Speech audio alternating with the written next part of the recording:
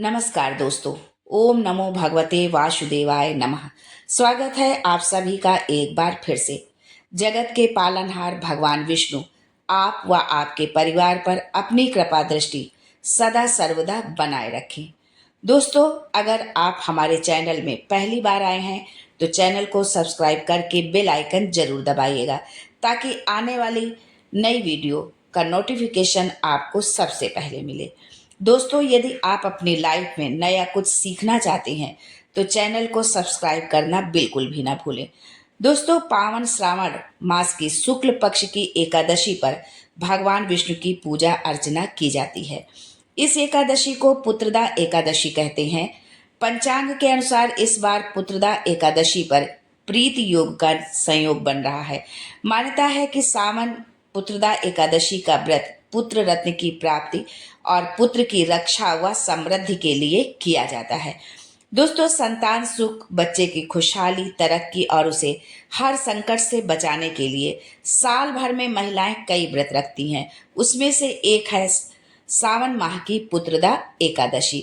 पुत्रदा एकादशी का व्रत अपने नाम स्वरूप संतान को अच्छा स्वास्थ्य, दीर्घायु प्रदान करने वाला माना गया है। जिन महिलाओं को संतान सुख नहीं है वो इस व्रत को जरूर करें।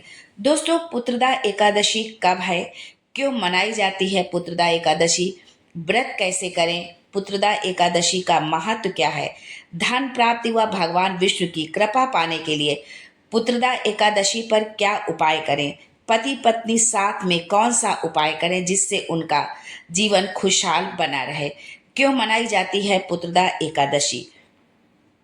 दोस्तों, आगे बढ़ने से पहले आपसे रिक्वेस्ट करती हूँ कि वीडियो को लाइक करिएगा, दोस्तों को शेयर कर दीजिएगा और अगर आपने अभी तक चैनल को सब्सक्राइब नहीं किया है तो चैनल को सब्सक्राइब करके बेल आइकन जरूर दबाइएगा। दोस्तों, सबसे पहले जानते हैं पुत्रदा एकादशी कब है। सावन माह के शुक्ल पक्ष की एकादशी तिथि 15 अगस्त 2024 को सुबह 10:26 पर शुरू होगी और 16 अगस्त 2024 को सुबह 9:39 पर इसका समापन होगा। चूंकि एकादशी का व्रत उदया तिथि से मान्य होता है, इसलिए सावन पुत्रदा एकादशी व्रत 16 अगस्त 2024 को रखा जाएगा। पूजा का मुहूर्त है सुबह 5:51 से सुबह 10:47 तक। व्रत का पारण आप 17 अगस्त को करेंगे। जिसने इस व्रत को रखा हुआ है 17 अगस्त 2024 को सुबह 5:51 से सुबह 8:05 तक। पुत्रदा एकादशी क्यों मनाई जाती है, अब ये जान लेते हैं। शास्त्रों के अनुसार एकादशी का व्रत सभी व्रतों में श्रेष्ठ माना गया है। ये व्रत व्यक्ति को ऐश्वर्य, संतति, स्वर्ग, मोक्ष सब कुछ प्रदान करता है। जो जातक ये सब चाहते हैं वो इस व्रत को जरूर रखें। इस व्रत में जगत के पालनहार भगवान विष्णु की पूजा की जाती है। गजानन की कृपा से सूनी गोद भी भर जाती है। यही वजह है कि सावन माह में आने वाली पुत्रदा एकादशी महत्वपूर्ण होती है। जो जातक व्रत रखना चाहते हैं वो संक्षेप में थोड़ा से इसके नियम भी जान लें कि ये व्रत वो कैसे करें। पुत्रदा एकादशी का व्रत रखने वाले लोगों को व्रत से पूर्व यानी दशमी के दिन सात्विक भोजन करना चाहिए। साथ ही चावल भी जो है उस दिन नहीं खाना चाहिए। व्रती को संयमित और ब्रह्मचर्य का पालन करना चाहिए। सुबह स्नानादि के पश्चात संकल्प लेकर भगवान का ध्यान करें और व्रत का संकल्प लें। गंगा जल, तुलसी दल, तिल, फूल और पंचामृत से भगवान नारायण की पूजा करें। शाम की आरती के पश्चात फलाहार आप कर लें यदि आपने उपवास रखा हुआ है। व्रत के अगले दिन द्वादशी तिथि पर किसी गरीब जरूरतमंद व्यक्ति को भोजन कराकर दान दक्षिणा देकर विदा करें। फिर उसके बाद व्रत का आप पारण करें। यदि भोजन कराना संभव नहीं है तो एक सीधा निकाल दें। सीधा का तात्पर्य होता है कि अन्न की सामग्री की आटा, दाल, चावल, घी जो भी आप है एक व्यक्ति के का जितने में उसका भोजन हो जाए, एक व्यक्ति का जितना भोजन होता है उतना आप कच्चा जो है अन्न निकाल दें। भोजन कराना संभव नहीं है तो एक सीधा आप जरूर निकालें।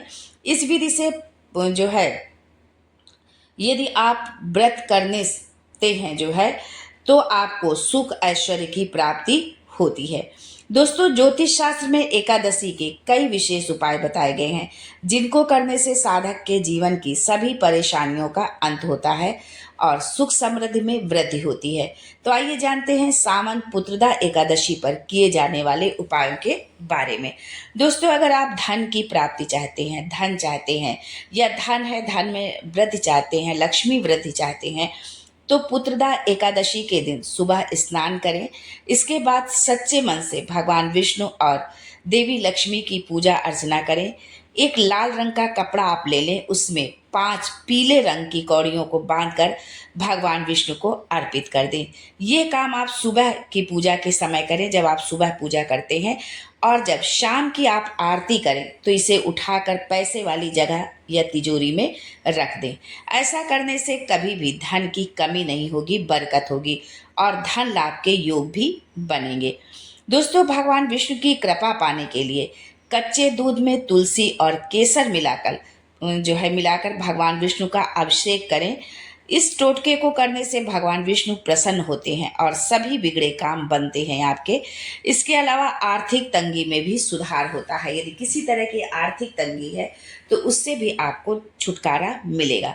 पुत्रदा एकादशी के दिन पति और पत्नी को तुलसी के पौधे की पूजा अर्चना करनी चाहिए एक साथ बैठ करके। साथ ही तुलसी के पौधे पर अपनी कामना कहते हुए कलावा आप बांधे। वैवाहिक जीवन में सुख शांति की कामना करें। ऐसा करने से वैवाहिक जीवन में खुशियों का आगमन होता है। तुलसी माता को 16 श्रृंगार की सामग्री जरूर अर्पित करें।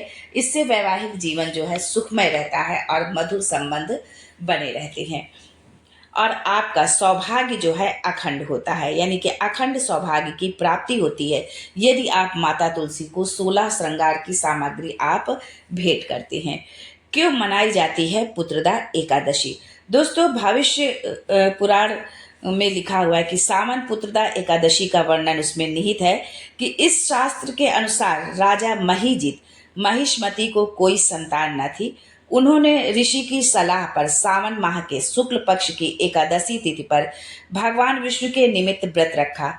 इस व्रत के पुण्य प्रताप से राजा महिजित और महिष्मति को जो है पुत्र रत्न की प्राप्ति हुई।